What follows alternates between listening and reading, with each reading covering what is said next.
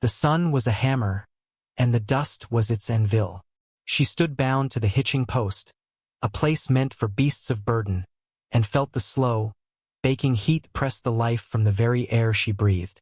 Her world had shrunk to the coarse bite of the rope at her wrists, the splintered gray of the wood against her back, and the shimmering curtain of heat that blurred the edges of the town. Men walked past, their boots scuffing clouds of ochre from the street. They looked, some with pity thin as water, most with a dull curiosity that passed over her like she was a piece of unclaimed luggage.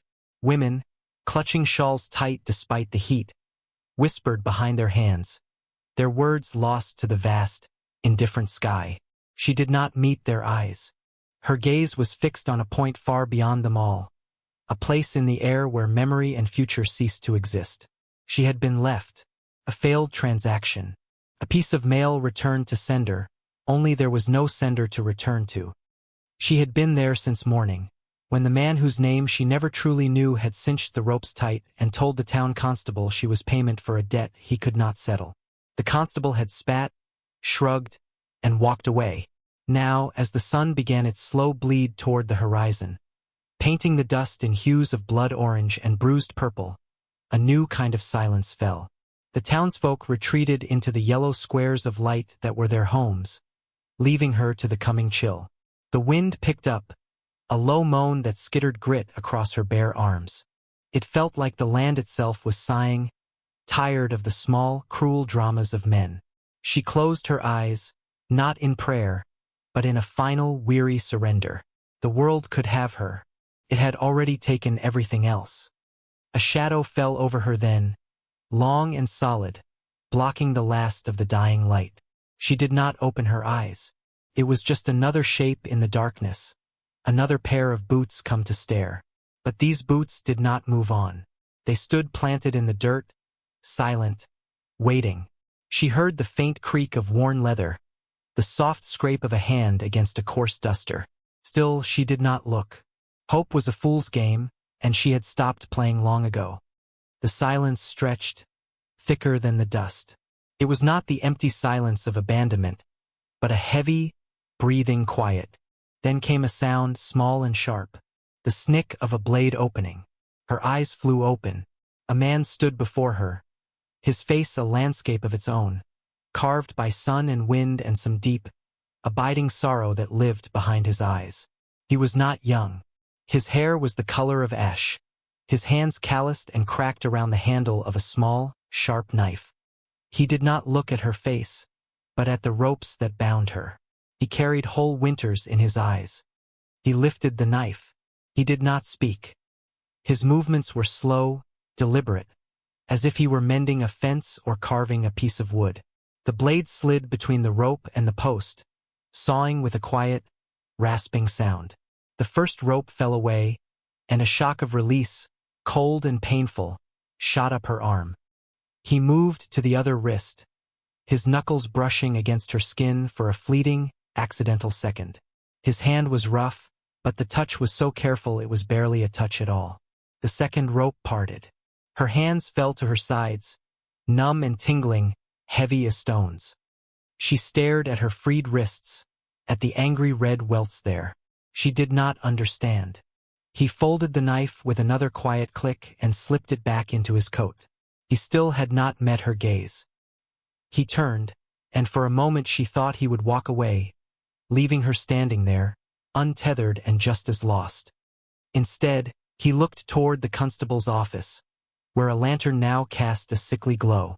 His voice, when it came, was low and gravelly, a sound that seemed to come from under floorboards. "I'll take her." It was not a question. It was a statement, flat and final, offered to the empty street.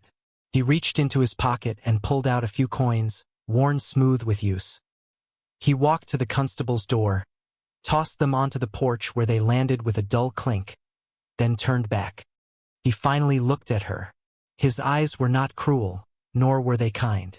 They were simply weary, as if he had seen all the world had to offer and had not been impressed.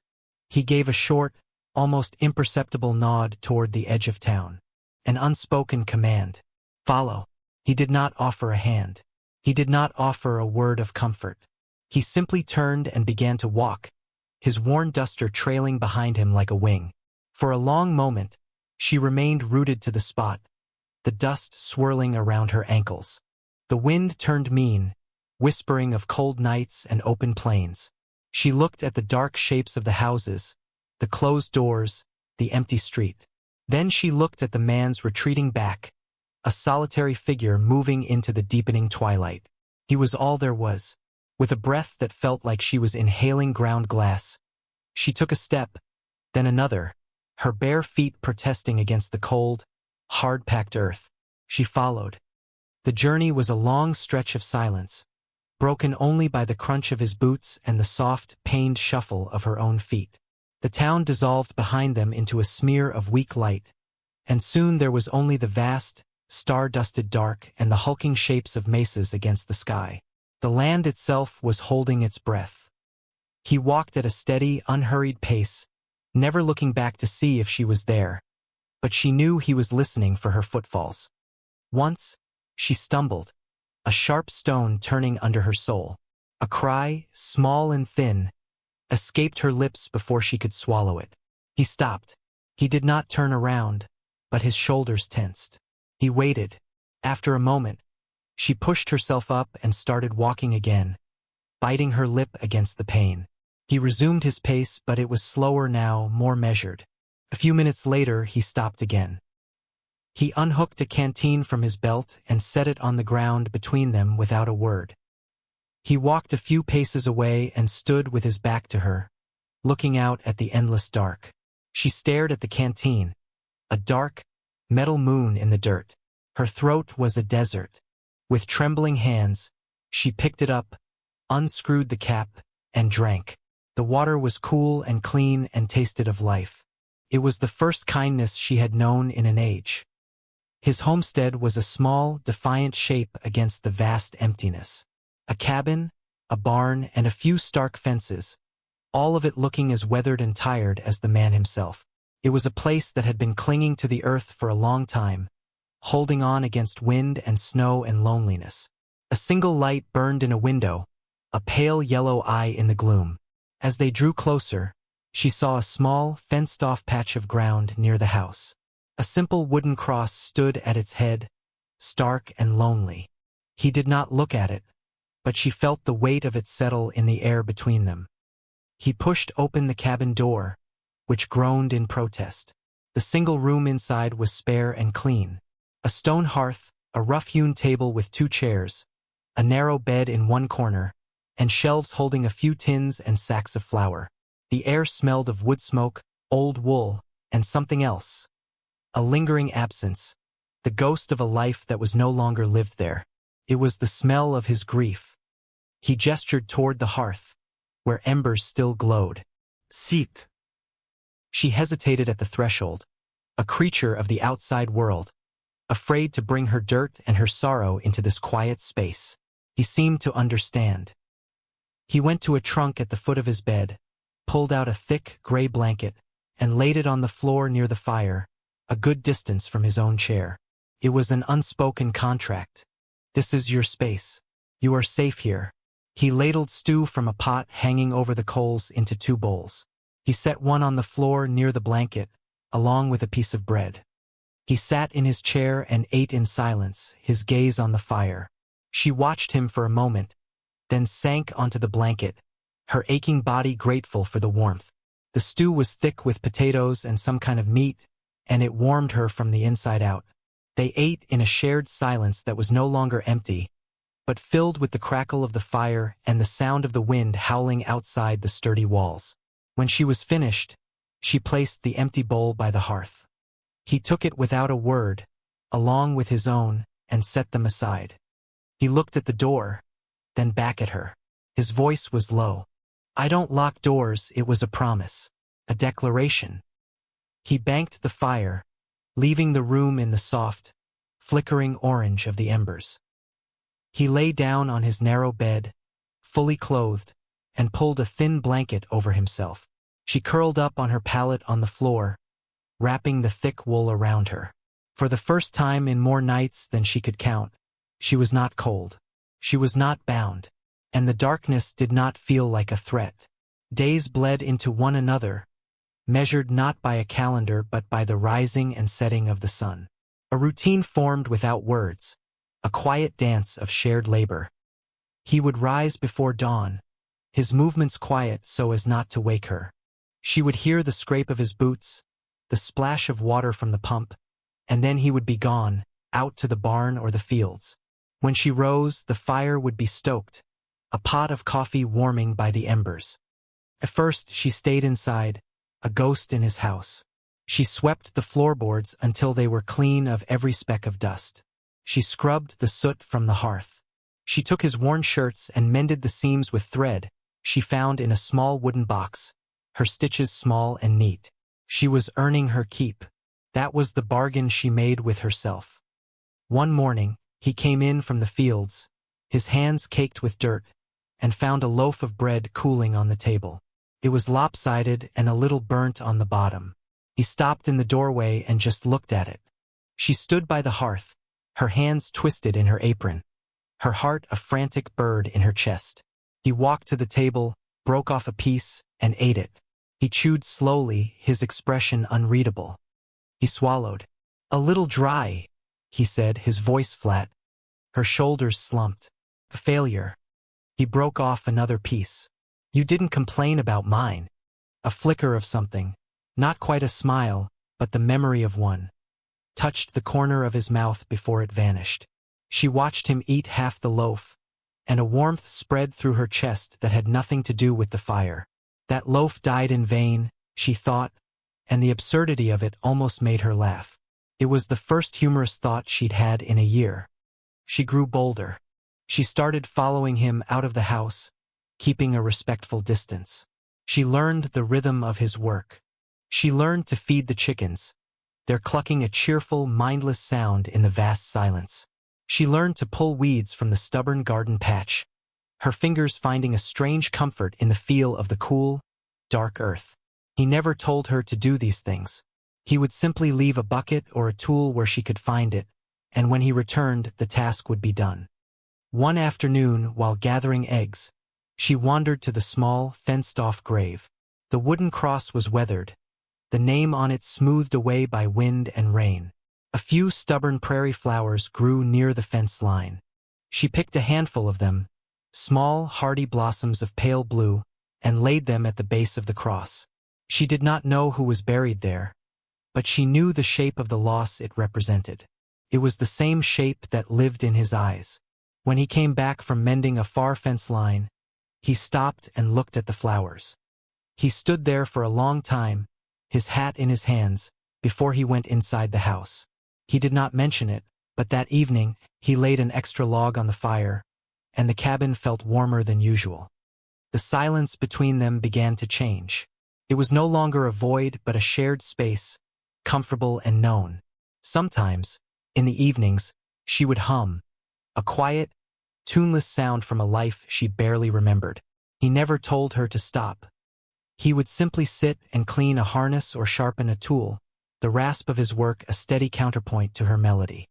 One night, a storm rolled in, a furious, black beast of a thing that threw rain against the cabin like handfuls of gravel. Thunder cracked overhead, and the little house shuddered. She was huddled on her blanket by the fire, but the sound of it, loud and violent, brought back a different kind of storm. The sound of shouting voices, of a door splintering. She cried out, a raw, terrified sound that was torn from her throat. He was there in an instant, kneeling on the floor beside her pallet. He didn't touch her. He just knelt there, a solid presence in the flickering gloom. "You're safe," he said, his voice low and steady. "It's just the wind." Her breath was coming in ragged gasps. "Don't lock me in," she whispered, the words tasting of old fear. "Please." He looked at her, and for the first time, the sorrow in his eyes was not just for his own loss, but for hers too. "I told you," he said, his voice softer than she had ever heard it.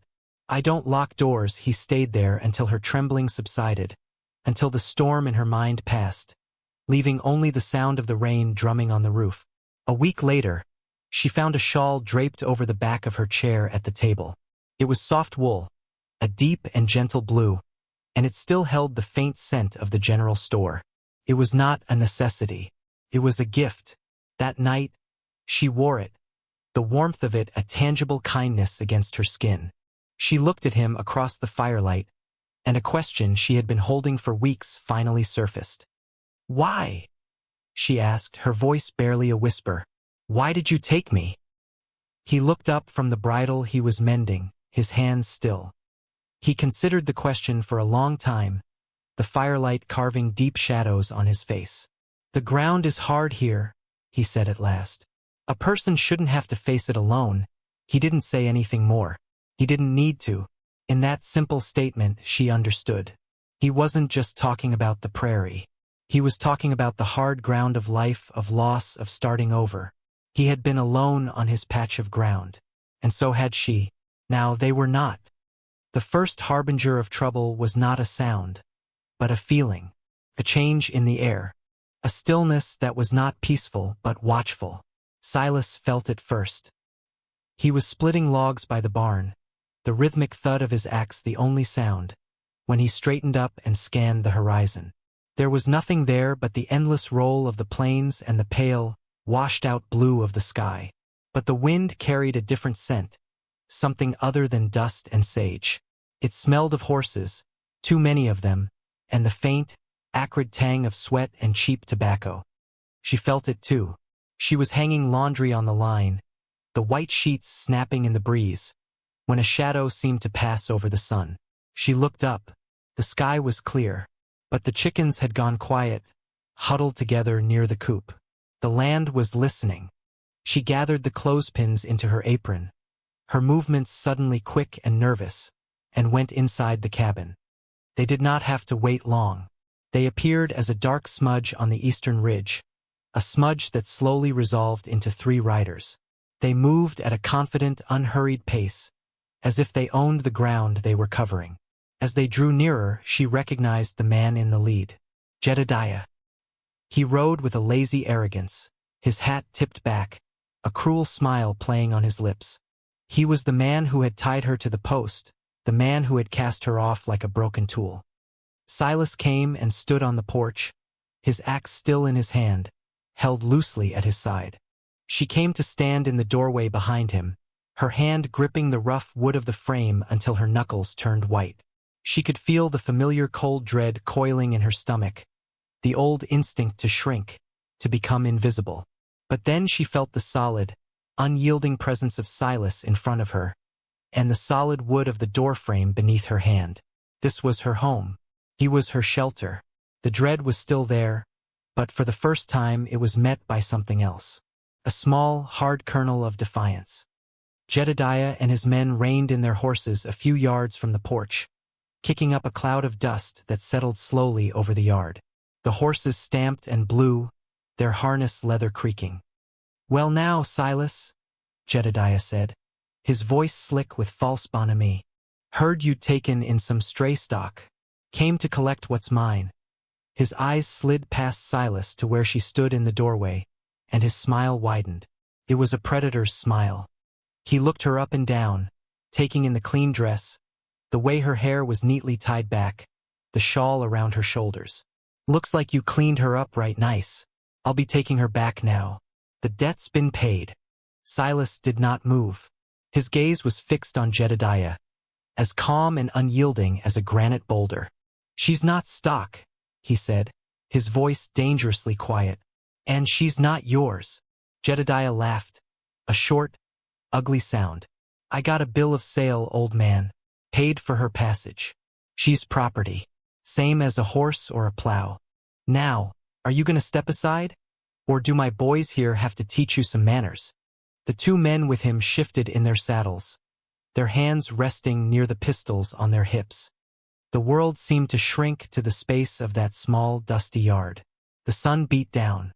The wind died. This was the moment, the breaking point. She felt the old fear rise, threatening to choke her, to send her back into that silent, numb place. But then she looked at Silas's back. It was not the back of a fighter, not broad or muscled. It was the back of a farmer, a man who had spent his life wrestling with the land. But it was a wall he had built in front of her. "She stays," Silas said. The words were flat, final. There was no room for argument in them. Jedediah's face hardened, the false charm vanishing. "I ain't asking," he swung down from his horse. "I'm telling," he started toward the porch, his spurs jingling with menace. Silas took one step forward, planting himself at the base of the porch steps. He raised the axe not in a threatening swing, but just holding it across his body. A simple, declarative statement. "You will not pass." Jedediah stopped. He looked at the axe, then at Silas's face, and a flicker of uncertainty crossed his features. He had expected an old man easily cowed. He had not expected this quiet, unbreakable resolve. And then, something shifted. From the doorway behind Silas, a voice spoke, clear and steady. Not loud, but it cut through the tense silence like a blade. "No." Every head turned. She had stepped out from the shadows of the doorway and was standing on the porch, just behind Silas's shoulder. Her hands were no longer gripping the doorframe. They were steady at her sides. Her chin was up. Her eyes, which had for so long been fixed on the middle distance, were now locked directly on Jedediah's. "I am not going with you," she said. Each word was a stone she was laying, building her own wall. Jedediah stared at her, his mouth slightly agape. He had never heard her speak more than a single whispered word. To him, she was not a person who had a voice. "You don't get a say in this," he snarled, recovering his bluster. He took another step forward. She did not flinch. She did not retreat.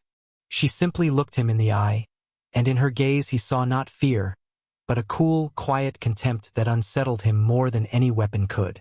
He was a bully, and his power relied on the fear of his victims. Seeing none, he faltered. "This is my home," she said, her voice gaining strength.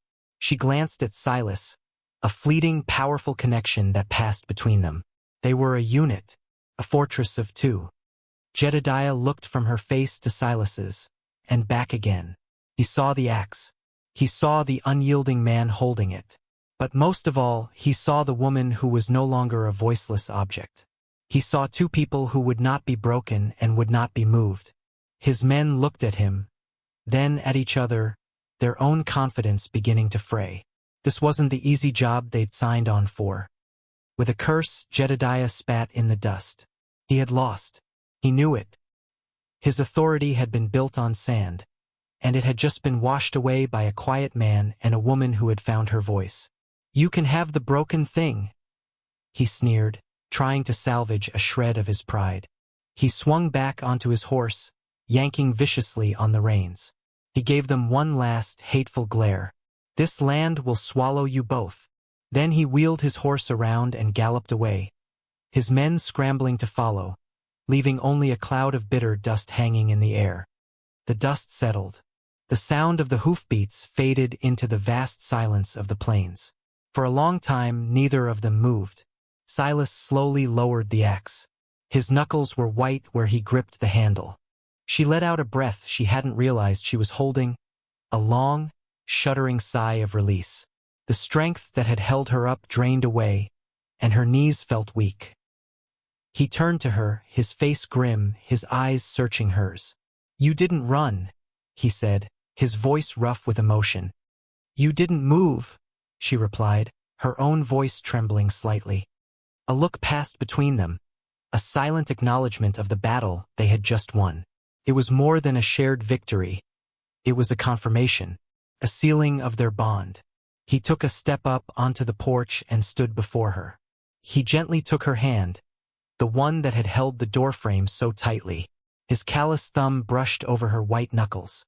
It was not a gesture of passion, but of profound, grounding comfort. He was checking to see if she was real, if she was whole. "I was scared," she admitted, the words a quiet confession in the still air. "I know," he said, and in those two words, she heard everything. "I was scared too. I am here. We are safe." He did not release her hand. He just held it, his warmth seeping into her skin. The house behind them was no longer just a shelter from the storm. It was a place they had defended together. It was theirs.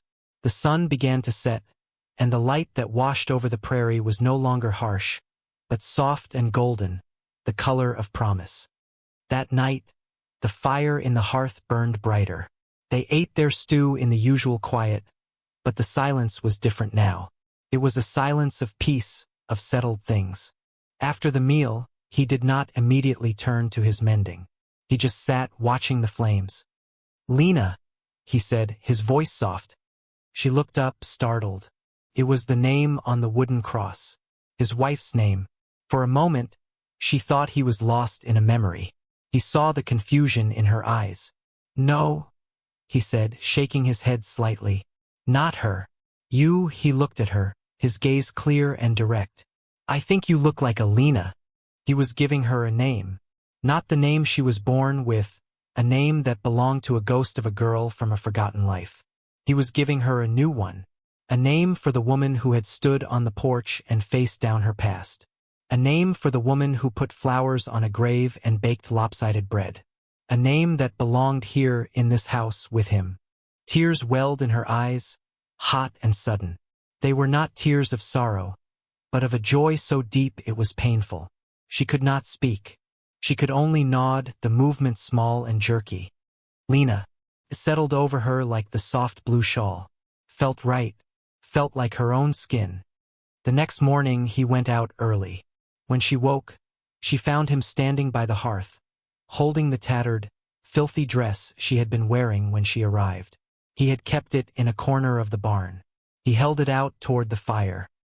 He looked at her, a question in his eyes. Without a word, she nodded. He tossed the dress into the flames. They watched together as the rags of her old life curled, blackened, and turned to ash. The fire only changes everything if something new is waiting in the ash. A week later, they rode into town. It was the first time she had been back. The people who had stared at her with pity or contempt now looked at her with a new respect. They saw her sitting tall on the wagon seat next to Silas. They saw the blue shawl around her shoulders. They saw a woman who belonged. Silas bought sacks of flour and sugar, and a bolt of dark green cloth. He didn't ask. He just knew. The days that followed were filled with the quiet work of building a life. They repaired the barn roof together, him on the ladder, her passing up the shingles. They planted a new row of beans in the garden, their hands working in the same soil. She made new curtains from the green cloth, and the light that filtered into the cabin became soft and verdant. The house, which had once felt haunted by absence, now breathed again.